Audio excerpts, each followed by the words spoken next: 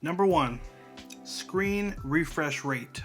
So the A16 has a 90 hertz refresh rate, while the A26 has a 120 hertz refresh rate. So definitely a little bit of a smoother experience you'll see on the A26 and a little bit more vivid on that screen. They're both going to have a 6.7 inch display, so same size screen, just slightly better screen because of that higher refresh rate.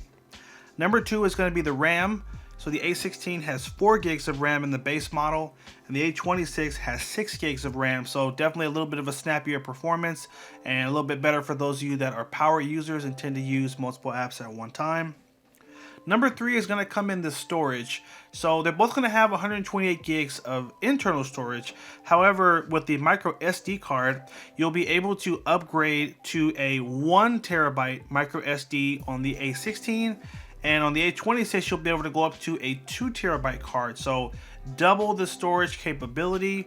Now, that is a lot of storage. So for those of you that need extra space, that 2 terabytes is going to be amazing. I'll link on screen here to some good deals on 1 terabyte memory cards as well. Moving on to number four, let's talk about the camera. So the rear camera, first of all, you'll notice that the design of the phones is slightly different. All the newer phones this year have this kind of uni design with this big ring, and this is sort of the older style with the 3 separate rings. They're both going to have a 50 megapixel main camera, which is the wide angle camera, and then they're both going to have an 8 megapixel ultra wide angle camera.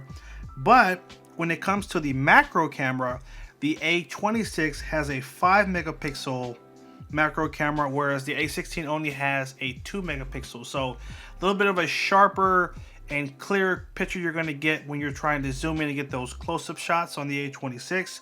A26 also has OIS, which is optical image stabilization, and that also just helps you with taking better pictures even when you're moving a bit. Moving on to our next category, it's going to be in the IP rating. The A16 has an IP54 rating, and the A26 has an IP67 rating. Main difference is IP67 offers complete dust protection. It's dust tight, whereas the IP54 offers limited dust protection. So what that means is you need to be very careful with an A16 at the beach where there's a lot of sand, because it's not going to totally secure the phone, and some dust could get in, right? It's limited dust protection. The second thing is in water protection. So IP67 can withstand temporary submersion in water, making it effectively waterproof for short periods of time, whereas IP54 is only protected against splashing water. So basically it cannot be submerged. You can take your A26 in water, it can go up to 3 feet for up to 30 minutes. That's the IP67 rating. You can't take this in water at all. And honestly, I would not recommend you taking either phones in water, but you have to think, if my A26 drops in water, it's going to be okay. Whereas my A16, if that falls in water, it's not sealed, it's not protected, and more than likely, it's going to cause a malfunction in the phone. So huge category difference right there. Number 6 is going to be in the software. The A16 has One UI 6 and the A26 has One UI 7. And so this is Samsung's latest OS. The first thing you'll notice is that the icons are going to look different.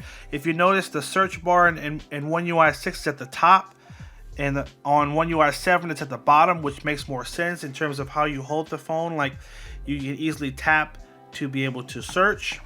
You also have Gemini that's built into the power button on One UI 7.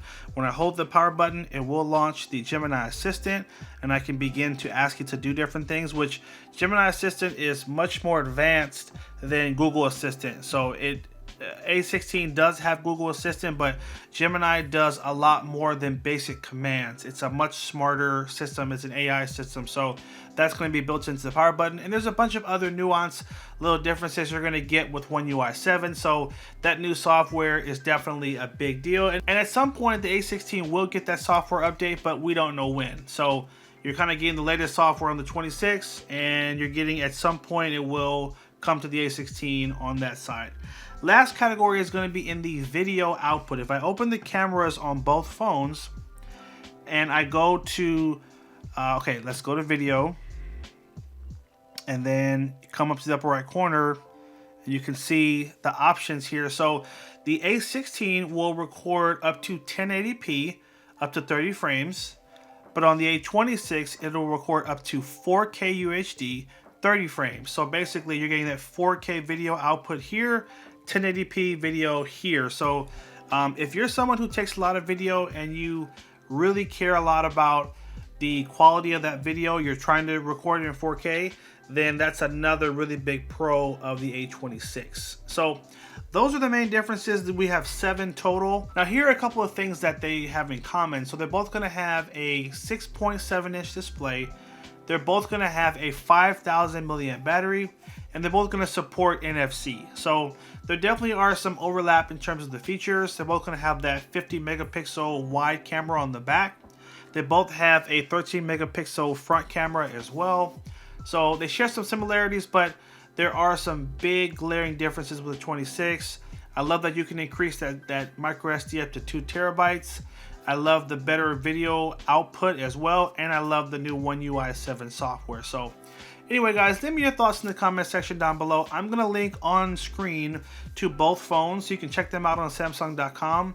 If you're considering buying one, let me just leave you with this last note, which is that most people don't consider buying these phones from Samsung.com, but if you need to upgrade your phone right now and you're trying to pick between these two phones, you can go to Samsung.com and you can buy it and you can break it out into payments. Samsung offers a credit card that will allow you to buy the phone and basically break the phone out into like payments of like $10 or $12 a month for 2 years.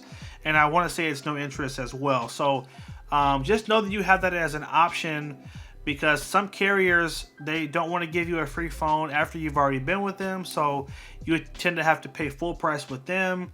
Or sometimes you have to change your number just to get a new phone. So if you're just trying to keep your number and upgrade, consider Samsung.com as a great option for upgrading, and you can take advantage of their financing plans as well. This is not a sponsored video. I'm just sharing it because a lot of people don't know you can do it through their website, and they even offer insurance, and it's just another great option you should consider. If you got value out of this video, make sure you bump that like button down below. If you're not already a subscriber, hit that subscribe button and stay tuned for more videos. Also, check me out on TikTok at H2Tech Videos. I am putting a lot more emphasis on that channel as well. So definitely go over there and show some love, and make sure to follow. Thanks again for watching. Take care, and as always, have a good one.